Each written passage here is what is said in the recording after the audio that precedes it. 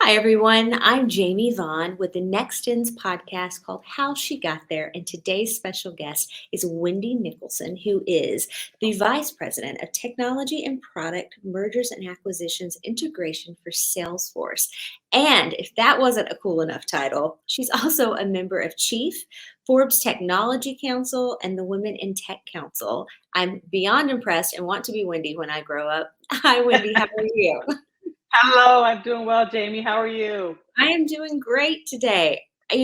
Looking at your resume and us doing a prep call a few weeks ago, just beyond impressed with your career.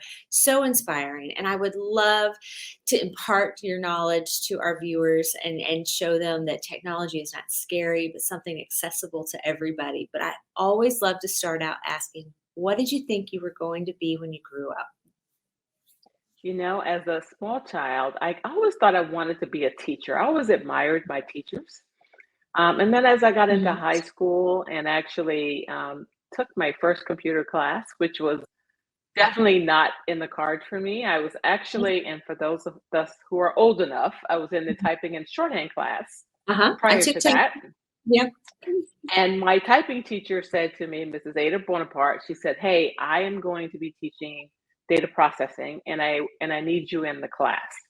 And I Oh, initially okay. said, "No, I don't think I said, I don't know. I think I'm going to take home ec."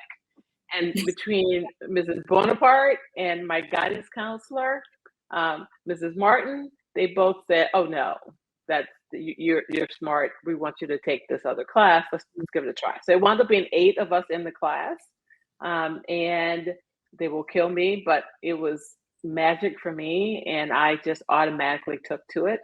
And Wow. I've always been a puzzle person, always putting things Mhm. together and figuring things out. And for whatever reason, it just resonated with me. And so at the end of that semester, my final score was like, I kid you not, 110, and the next person was 64. Sorry, Denise, Oh. Antoine. Oh. And so she just created a different curve for them. But it was sort of like it set my trajectory to saying, I want to be a programmer. That's what I want to do for a living, and it's new. And the other piece of it is it was a level playing field. Like Mhm. so, I had nobody telling me I shouldn't do this. I had Mhm. nobody telling me you're a girl, you can't do this. And so for Mhm. me, it was just green field for me to just jump on it and keep moving. And so I just sort of said, I want to, that's why I want to get my degree in. My Mhm. high school memory book actually says, what do you want to do in the next 5, 10 years? And I said, I want to get a degree in computer science and computers. I want to be a data processor or a computer programmer. And then I think I said I wanted to be married and have at least 2 kids and, continue in my career. So my husband laughs and he says, can you just plan out some of our lives? Because you seem to Yes. have done a great job doing that. So initially a teacher, and then as I got into high school and took the computers, Mhm. I knew that that's what I wanted to do. Wow. My typing teacher used to just have to move me around the class to make me stop talk, and I'm like, "I will talk to everybody, sorry." And I was an introvert, which was crazy, but that class all my friends were in, so I That's didn't get awesome. inspired by typing. That's awesome. And then my computer programming class, my best friend's little brother was in there and was always like, "Jamie, can I do your homework?" And I'm like, "Yes, please." So, Right. yeah, yeah. So I would love to hear that career trajectory for you then. You decided to go to school. It's a brand new field for everyone at that point. Yes. How did that move you from growing up and where you did and then moving into being a vice president at Salesforce? Yes. So I grew up in a very small town, little small town called St. Matthews, South Carolina, Mhm. and large family, lots of uncles and aunts and cousins, and then we were very close knit. So they were also very, big supporters for Mhm. me. And just growing up in that kind of environment with that kind of support and back to like having that level, that playing field, it was like sort of awesome. So when I went to school and studied, and they were super helpful for me. And so along the way, I also became a single mom. And so I finished college as a single mom, and I just sort of kept moving in that direction. Mhm. And super support from my community and my family to do that. And then I graduated, and it was it was sort of one of those magical moments of I'm out of this tunnel. So everything I do, I always think it is temporary. Sort of Mhm. like project management, it's a temporary endeavor. Like when you start a project, it's going to have an end. It may Mhm. be long, but it's going to have an end. So Mhm. most things when I think about challenges in my life, I think about the fact that this is today, but it Mhm. won't be forever. Right. So I just put my head down. I worked part time, got help from my family in supporting me in helping with my son, and really went to school and just sort of drove through. And I just sort of I kept thinking I'm going to be out of this soon. And I did career counseling on campus. I'm also a first generation college student. And so both of my parents were basically like my dad worked in a steel mill and my mom worked in a factory. Great living, great family, Mhm. great family life. And that's what we knew. And so most people in town got jobs in the local factories. That Mhm. was Makes basically, sense. and then those jobs kind of dried up, right? Like those Mhm. all went overseas. So then it was even more difficult. So the challenge of Right. being, a Black woman, going to college, and will I have an opportunity coming out of college was going to be the question. And Mhm. because computers were new, it just it made sense, right? So I was Mhm. explaining to my parents what that meant.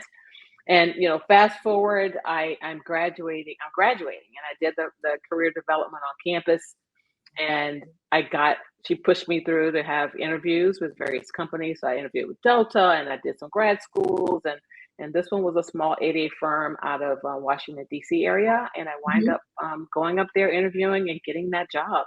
So I Wow. was in that mode of like, they offered me the job, and I don't know how to accept it. Like, what do I do? How do I think about it? So I Mhm. negotiation was not even, we hadn't got that far yet. So it was sort of, well, you know what? I have to go back and think about it. Let me go talk to my parents. I still haven't graduated, all of that. And I wound up taking the job. I started off as a junior programmer, progressed, went to work for Walmart in Bentonville, Arkansas. Tremendous opportunity there as a programmer and then a lead programmer. Mhm. Um, and it was a great opportunity. I think that the for me to be able to move, like, and not worry about it, like, I think that was a great help for me because I could have stayed where I was, but I Mhm. probably wouldn't have had the opportunities had I Right. not moved to DC, had I not moved to Walmart. And putting Walmart on your resume is definitely an eye Mhm. catcher, right? Mhm. But I definitely was usually the only Black person, usually the only female in my sort of a technical arena. But I never held me back. I just kind of Mhm. kept moving forward. So I didn't feel like I had a lot of challenges Mhm. being, underrepresented in the underrepresented groups. But I just sort of, again, my blinders were on, and I had that level playing field that nobody could tell me that I shouldn't be doing this. Yes. And I fast forwarded, met my husband there. We wound up moving to Atlanta, having two more sons. So I have three sons, and they are awesome and the light of our lives. And then I just sort of progressed. Like as the kids grew up, and I did lots of volunteering in schools and sports with them. But at the same time, I was growing myself. I did some Mhm. consulting, worked for Home Depot and this Mhm. company called WH Smith, and just sort of progressed that way. Went to work for Intercontinental Hotels Group for a little while, Anthem, and I kept like so I had sort of reinventing myself in terms of careers, so different Yeah. industries, and somewhat different. And because I had a diversity of being a developer and programmer previously, and then I kind of moved into sort of governance and project program management, so I kind of shifted a little bit in terms of not being so technical, and now Mhm. more into being more managerial and managing projects and efforts. Then it definitely was a different thing, Mhm. and but that was helpful because then I landed more jobs because I have more of that whole view of Right. IT, Right. along with how to manage it.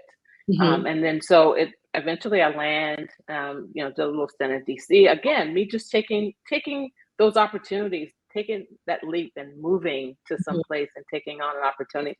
Super supportive husband that just said, "Hey, that's definitely where you should go. You should check it out. You should think about it. You should take the leap." Uh-huh. And being there with me and being that partner with me. And then, wound up at, Equifax taking on a VP of planning and execution role. And it was much more than that. It was a lot if you're thinking about Equifax and where they've kind of their journey has been. And then, got to that place where I wound up landing in the M&A space. So again, like a little bit different again. And working in mergers and acquisitions and leading that technology integration piece there, kind of like got me to that place where the next step was Salesforce. And Salesforce was a company that I looked at the values that I have, the things that are important to me, and kind of where I want my last corporate job to be. I mean, that's kind of, I went into it that way and thinking that way, and then sharing that with them saying, yes, here's my resume, but here's more about me. These are the things that are important to me. This is important for me to work for a company that has these type of values and criteria. And really it sort of all came together. I actually had a friend just from networking and making sure that I did that referred me to this job. And I love it. The company has been fantastic. That my team is great. We do some great things, and we're working on our monthly update right now. And we've got about 8 acquisitions that are active right now that my team is managing through over the course of the last 3 years or so. But it's been fantastic, and like I said, nothing but help and support from leadership. That's been just monumental for me as well. And it allows me to do the things I love, like volunteering. We do a lot of volunteering there. That I'm, on councils like, the Forbes Council, and I'm on the WITS Advisory Council, and I'm able to have time to do those kinds of activities, and they support that. So having a company that supports your interests and your values, it's just right now, it's been just fantastic for me. Oh, I love that. So you had said earlier in that comment that you wanted to align a company that has the same values as you. What were you looking for specifically when you went to Salesforce? So when I went to Salesforce, one is valuing, so trust and honesty are always, top two. But support of your people and support of women. And supporting the community. So for me, it was like community and causes. And Salesforce has the 111 where, sustainability, philanthropy, and volunteering, 1% across those for our groups, right? So that was sort of something important to me too, that they will allow that's something that they promote and want to see you do more of. We incorporate those things in our day to day. There's volunteer hours for all kinds of charities and events, and whether I'm making cards for children in hospitals, or ripcords for the military, or painting things for a hospital to put on their walls. It is writing cards for the military, in terms of the veterans and such. So all of those kind of things, we will have an event, like, and it's like, not like, it doesn't take all your time, but like, here's an hour that we're going to go write cards for the military. Here's an hour we're going to do rip cords. Here's an hour where we go read a story to a kid, whatever that is. That I think that those were, and then allow me to do those things that I'm passionate about and not be sort of penalized for taking the time to do that. So the honesty, the ability to sort of have a company that's reputable and is doing great things for the community, that are supporting me as an individual and others that are there, and then continuing to grow. So I just sort of, like I said, I write down my little, like, here's the things that are important to me. Here's the things that are important to me to work for a company. And that makes me more me, and it makes me more productive. And I hope that it inspires others in the same way to sort of be that person for their company. Yeah. So do you think that there's such a thing as a work-life balance? And if there is, how do you achieve it? I think that you can have balance if you manage it. Okay. And what I mean by that is, one of the things I've done with my leaders in the past is saying back to what's important to me, but also, you know what, my son has baseball on Tuesdays and Thursdays, and I'm going to have to leave. Right? I will get my work done. So I kind of, but I also don't try to take on more than I can handle. Right. between the both, right? So sort of being able to say, don't take on another job right now because you can't. And learning is hard for me Mm-hmm. to learn say no to extra. And Yeah. because I would get lots of people saying, "Hey, Wendy, could you lead our, African American resource group?" And I am go like, I am honored. Mm-hmm. However, I don't think I have the time right Mm-hmm. now to sort an energy to take on that type of role. I will help. I will help advise. I will support. I will volunteer with you, but I know I can't take on that kind of a role just because I've got other things going on. So there were things that I know that I couldn't take on. Like I didn't go to grad school till my kids were old enough to get their own cereal on the weekends and make their own breakfast, Yeah. right? So I would just sort of pace myself in terms of the timing. Like, don't Mm-hmm. take on grad school while the kids are in elementary. Like, don't like let me figure out what's the best way to just sort of manage that. So for me, it was just more of almost levers of when I could take on more things versus not, and then having the support of my husband when things were tough because it's IT, it's IT, and so there are Mm-hmm. times when you might have to work some strenuous hours. And Right. so, luckily, having a partner that we could sort of offset. Luckily, we didn't have him at the same time because he's also in technology.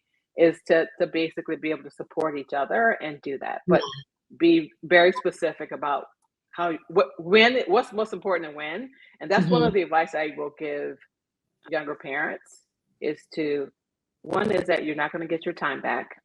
Mm-hmm. So be present. And when your kid has a thing at school, you should be there. Mm-hmm. And I said, so just make time for it. Just say, hey, you know what? I can't be here today. And then it will all work out. But just be mindful that that time is limited. Kids grow up fast and Mm-hmm. you want to be there and you want to be present. So stop for a minute and then take the time, smell the roses and take the time. I was so type A that I knew that I would like take my kids to piano lessons and I'd be working on my computer the whole time, like Mm-hmm. not even just taking a breath. I had to learn to like put that down, take a Mm-hmm. magazine, listen to some music, do something else to sort of help myself not Mm-hmm. be so focused on the work stuff because it wasn't like it wasn't going to get done, right? It was going to get done, but I needed to also take the time for myself and sort of and my family. So that was more of my work life balance pull and push was to just sort of be selective on what things I could take on and what things I shouldn't. Mm-hmm. I would tell you, my mom was also basically a meter for me. She would say, "Y'all doing too much." I So, understand. I have a too. so yeah. Yeah. So, what's the best career advice that you've ever received that you could pass along?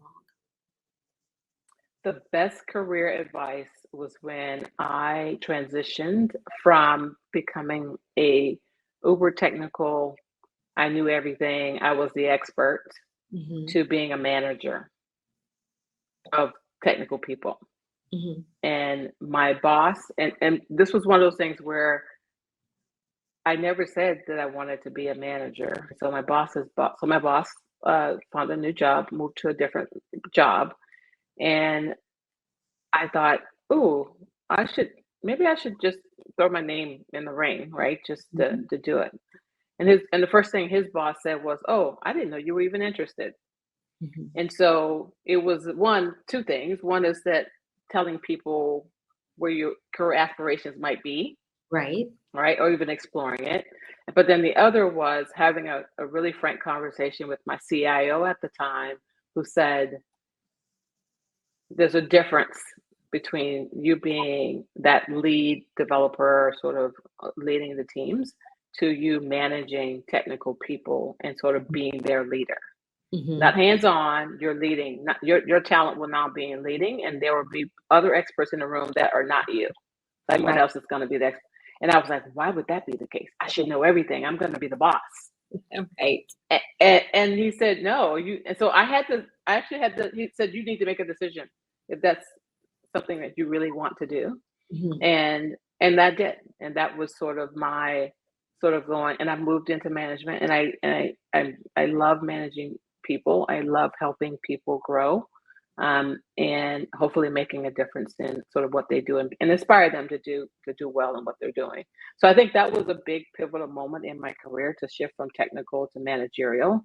Mm-hmm. Um, And then the other is just more around um, being strategic and thinking about things and thinking through scenarios and planning what might happen so that I keep my emotions are going to happen, but also Right. have a way to, handle it. I already have a plan. The Mhm. emotions are going to be the emotion, but you have a plan to sort of deal with whatever that thing is. So really Right. starting to think more strategic and do a little bit more homework that way. Yeah.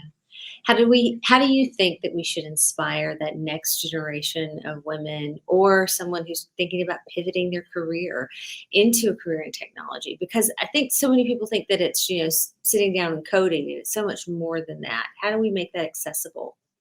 Yeah, I mean, that's so interesting because, with women in tech, we have a single mothers program that we've worked with Emory University to do Mhm. a cybersecurity certificate. And basically, we help them. That's about 6 months of, the schooling. We help them get childcare during on the weekends and feed them and Uber to class. So it's amazing. And then we also work with local companies here to find them roles right after they're finished. So it's a life changing event. I wish we had more money and more funding to do so much more. Mhm. But it's been a great experience thus far. And so for me, it's sharing, but it's also giving people opportunity. So I'm Mhm. always open to chatting with people and giving them some advice or feedback, and whether it's like in a group or not. Like I took so four of our single mothers wound up coming to work at Equifax at the time, and I Mhm. was working with Equifax. And I just one day I just said, "What you guys doing? Let's go to lunch." And so Mhm. the four of us, the four of them and me, we went to lunch and we, sat down and we chatted. And I said, we can have sessions, you guys. So I'm open to doing that and just staying connected with them, and but also giving them that confidence that they can speak Mhm. up, to ask them a question. If they got a question for me, I'm happy to do that. So for me, it's sort of promoting whether I'm talking to high school girls. We've got a WIT girls group, or college, the WIT college, WIT campus, which is the college groups. Giving what I can to sort of show them that, people like me can be Mhm. in technology. And it doesn't have to be, like you said, a very technical thing. There's a Mhm. lot out there now, whether you're an analyst, whether if you're tracking deviations for security, I mean, that's huge. Mhm. Those are things that you don't necessarily need to be hands-on technical, but you can do tracking, you can do assessments, um, I mean, even down to like just digital sort of marketing. I mean, if you think about, being someone that's going to be a social marketing person, even so, that's technical in a way that you're promoting tech teams and you're doing other things. So I find that there's lots of opportunity that, I mean, everybody's on a computer these days. Everybody's Right. got technology at their fingertips. There are Mhm. always, for me, that there's all, if you look around, there's always all types of jobs that are out there. And I think even with the Forbes Council, we did a thing on what job would you consider for someone who's non-technical, Mhm. to sort of move into tech. And the one that I sort of share was sort of being like that digital marketing. Like we had an IT person that was focused specifically on that, on Mhm. being that social media person, and but was very detailed enough to understand technology. Day job was probably more on the technology sort of HR perspective, in terms Uh-huh. of recruiting, but also the part-time job was sort of making sure we had a presence and you have the right voice and the right brand and all of that goes with it, that sort of puts you in the field. So I see, Yeah. starting off even as a there's everything from data and AI to just being able to be like a project coordinator. We do work with Europe, so the non-traditional students. So all of those things, I can do to sort of help underrepresented groups and minorities and women. Mhm. That jazzes me up. Yeah, I love that. So, how does somebody get involved if they wanted to donate to the program at Emory? There are we have sponsorships Okay. for if you want to contribute just to the monetarily to really support like one single mom, or if you want to be a donor, help donate for computers or their travel or what have you. So on our mywit.org site, we Okay. have the opportunity for the single mother program and sponsorships and Great. And various other programs. Yep. So we're working on our Women of the Year awards. It's coming up in October, and it's huge and it's awesome and it's fabulous. It's on the Mercedes-Benz football stadium Nice. floor. Nice. We had about, last year was our first time back, during the pandemic. We had about 900 plus people. Wow. Because you can spread out with the tables and all. It was fantastic. And so this is our second one coming up, and we're gearing up for that. We're pretty excited. Nice. And if somebody wants to get in contact with you, what's the quickest and easiest way for them to do that? They can hit me up on LinkedIn. Okay. I'm Wendy Nicholson, but there are two Wendy Nicholson. So the one that's in Mhm. Atlanta, just FYI, spelled just like my name, which is Yeah. interesting. But I think it's linkedin.com/in/Wendy Nicholson. One word Okay. is the link. You can get All to me. right. And Wendy, And Salesforce. what inspires you? Honestly, I had a coach ask me once, what makes me smile at work? And my answer was actually helping people and seeing them achieve their dreams and desires. So if someone says, "Hey, I want to be a new certified business analyst," I'm going to help them get that CBAB. And so basically for me it is, and I'm inspired by seeing people want to achieve and want to do better and want to do more. So like I said, that inspires me too, to even do more and help as best I can. My family's, obviously an inspiration, and my mom has always been that volunteer inspiration for me. Like I get it from her. My sister laughs at me all the time and she says, "You get it from mom." And because I love to just help people. So she always helped our community and always was there for us. And so that's just sort of the other two things that inspires me, and watching her face light up when she sees me in things like this. And she's able to sort of share that too and be inspired by me as well. Yeah. Hi, Wendy's mom. She's doing a great job. Also Jamie. So yes. Mine will watch and critique. So, well, Wendy, thank you so much for coming on. I think this is one of the best interviews we've done for How She Got There. So inspiring, so informative, and cannot wait to see what you guys do next at Salesforce and what you do next with all of your philanthropy. Thank you so much for coming on. My pleasure, and thank you so much. Thanks.